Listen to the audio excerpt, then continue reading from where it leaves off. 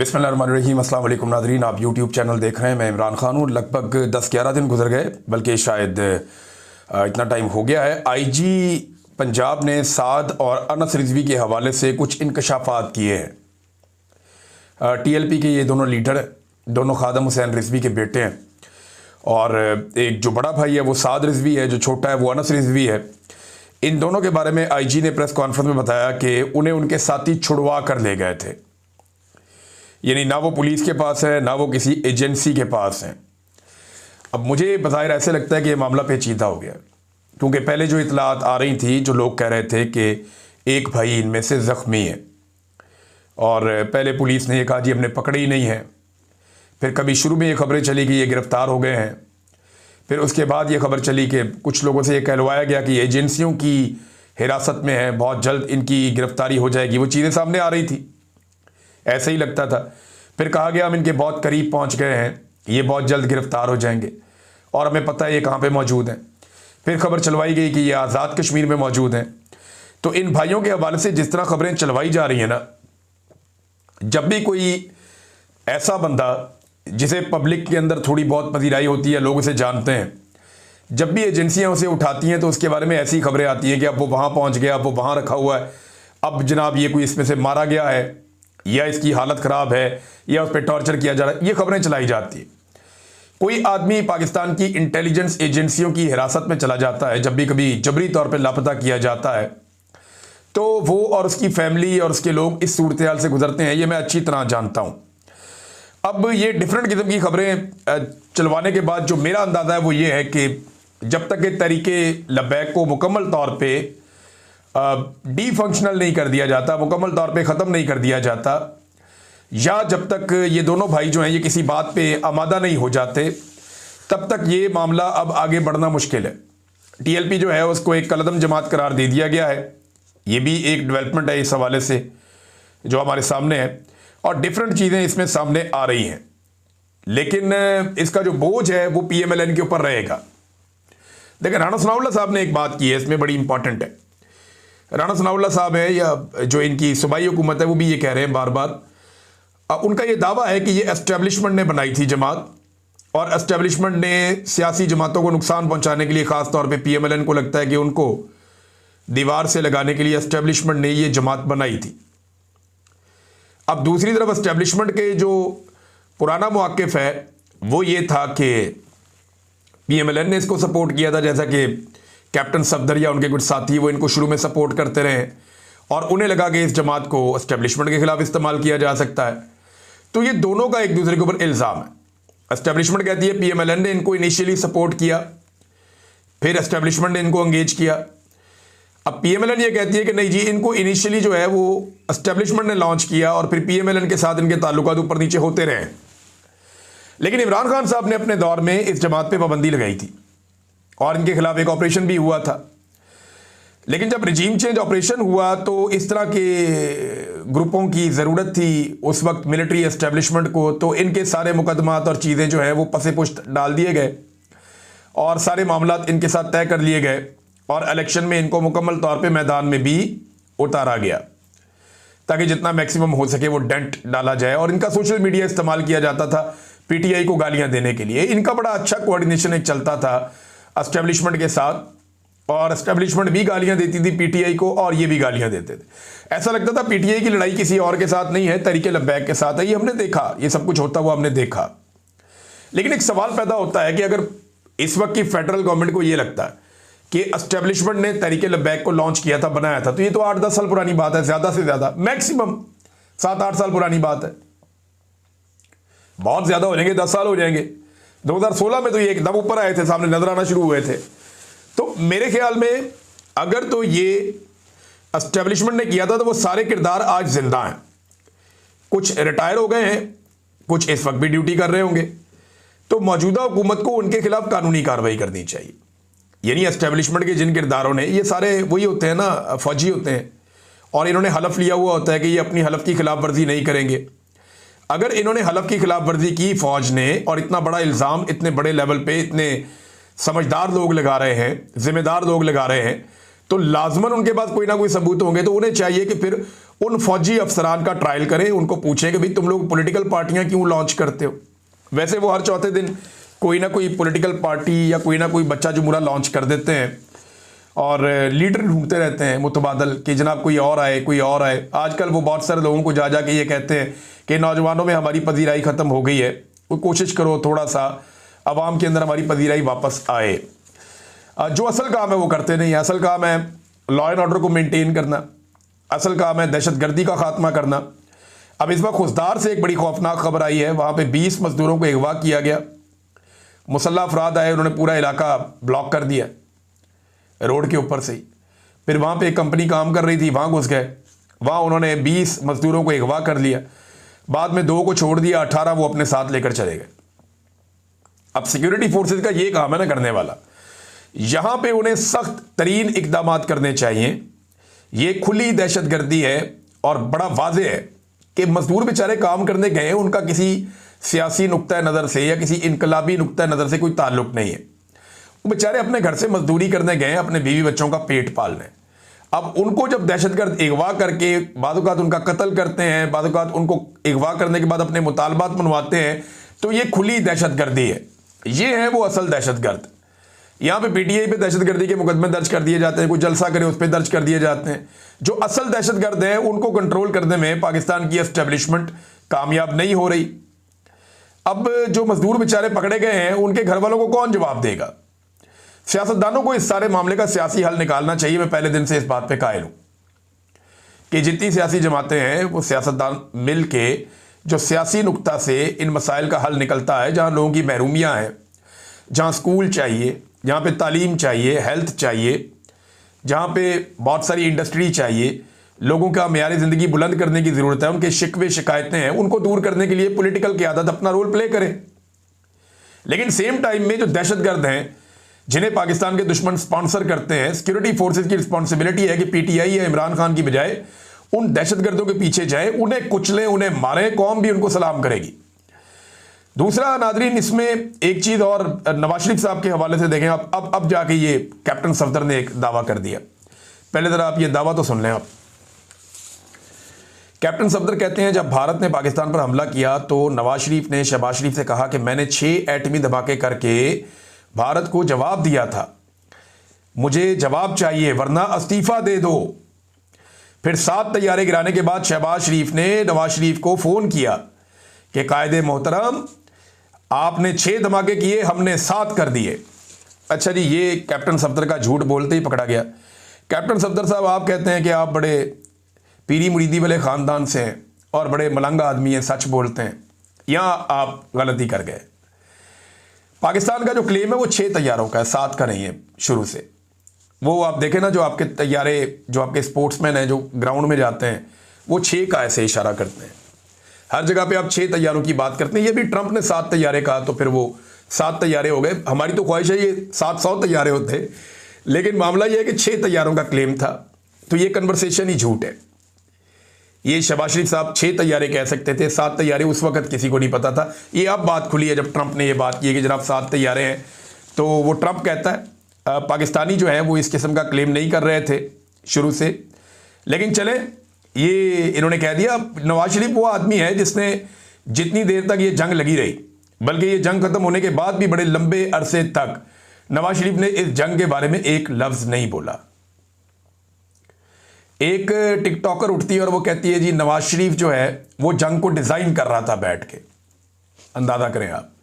और अब ये कह रहे हैं कि नवाज शरीफ शहबाज शरीफ को धमकियां लगा रहा था।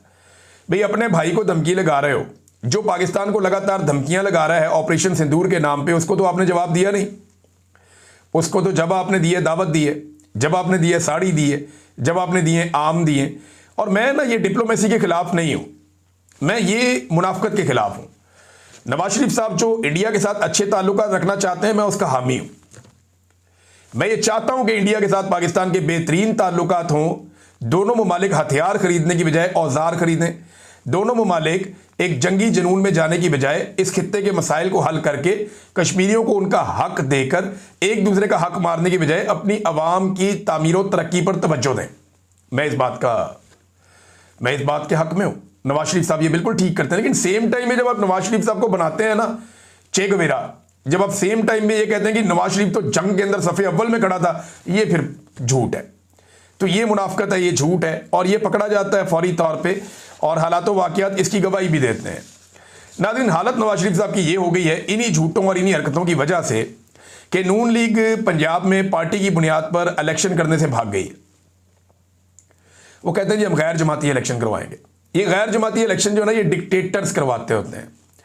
परवेज़ मुशर्रफ ने जब करवाया था सबने बड़ा रुला डाला था कि यार ये क्या बात है, ये क्यों इस तरह कर रहा है, और अजीब अजीब गरीब किस्म के और डिक्टेटर इस तरह के काम करते होते हैं। जो जमाती बुनियादों पे इलेक्शन होते हैं वो इलेक्शन होने चाहिए, चाहे वो बल्दियाती इलेक्शन भी क्यों ना हो।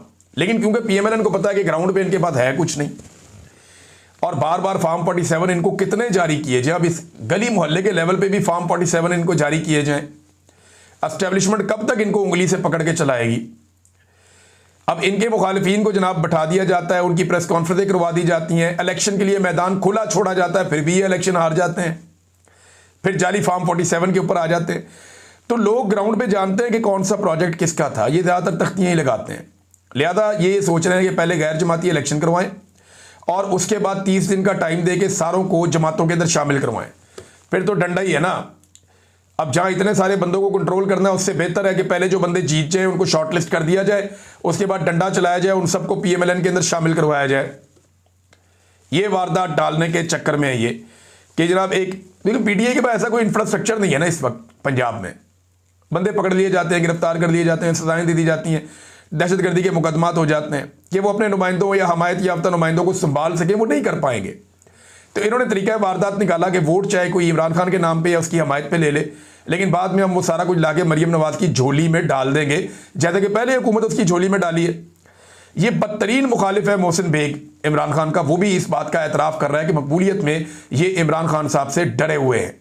एक और चीज़ भी है ना, जमाती बुनियादों पर इलेक्शन होगा तो पीटीआई के झंडे होंगे, इमरान खान साहब की फ़ोटोज़ होंगी, जिनसे इनको फोबिया है, ये डरते हैं। और पंजाब में इसीलिए ये जमाती बुनियादों पे इलेक्शन नहीं बल्कि गैर जमाती बुनियादों पर इलेक्शन करवाने के हक में हैं। असद कैसर साहब ने बड़ा चैलेंज किया, उन्होंने कहा जी पंजाब में बल्दियाती इंतखाबात करवाएं और पीटीआई को मौका दें। नून लीग एक भी सीट नहीं जीत पाएगी, री इलेक्शन करवा दें। अगर नून लीग एक भी सीट जीत गई तो सियासत छोड़ देंगे।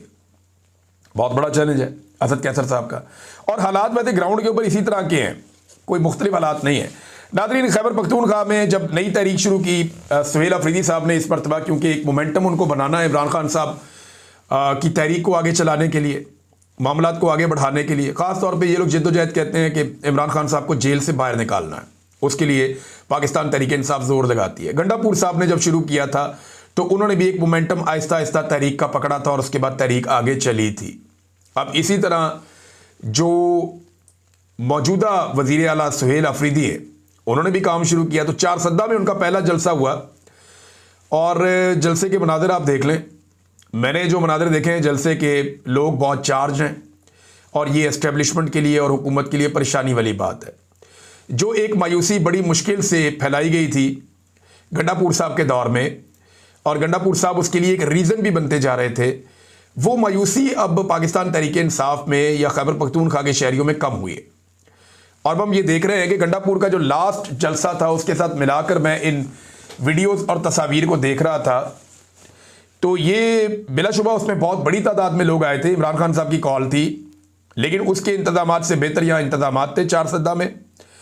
और दूसरा, लोग उस वज़ीर आला को इतनी तवज्जो नहीं दे रहे थे जितनी तवज्जो इस वज़ीर आला को दे रहे हैं। तो लोगों ने उम्मीद बांध ली है कि सुहेल अफरीदी वो सारी चीज़ें करेगा जो अली अमीन गंडापुर बदकिस्मती से नहीं कर पाया। लेट्स सी क्या होता है। लेकिन एक बड़ी ज़बरदस्त शुरुआत है, एक बड़ा तगड़ा और बड़ा जलसा है जिसे पाकिस्तान तहरीक इंसाफ की आप कामयाबी कह सकते हैं।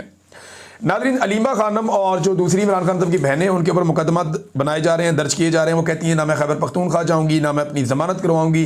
तो इमरान खान की बहनों को दीवार के साथ लगातार लगाया जा रहा है और बार बार यही होता हुआ हम देख रहे हैं।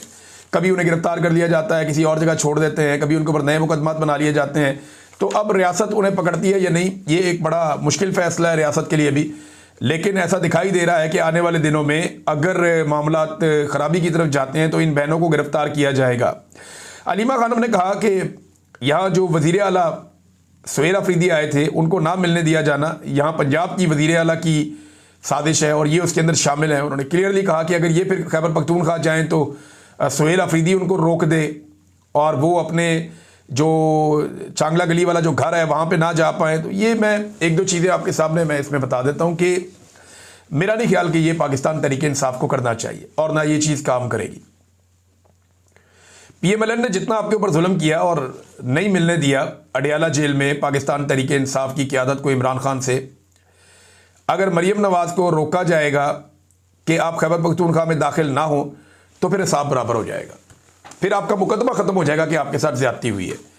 तो मेरे ख्याल में पाकिस्तान तहरीक इंसाफ इस लेवल तक जाएगी नहीं। अलीमा खानम साहिबा ने शायद गुस्से में ये बात कर दी और जाना भी नहीं चाहिए, जाना भी नहीं चाहिए।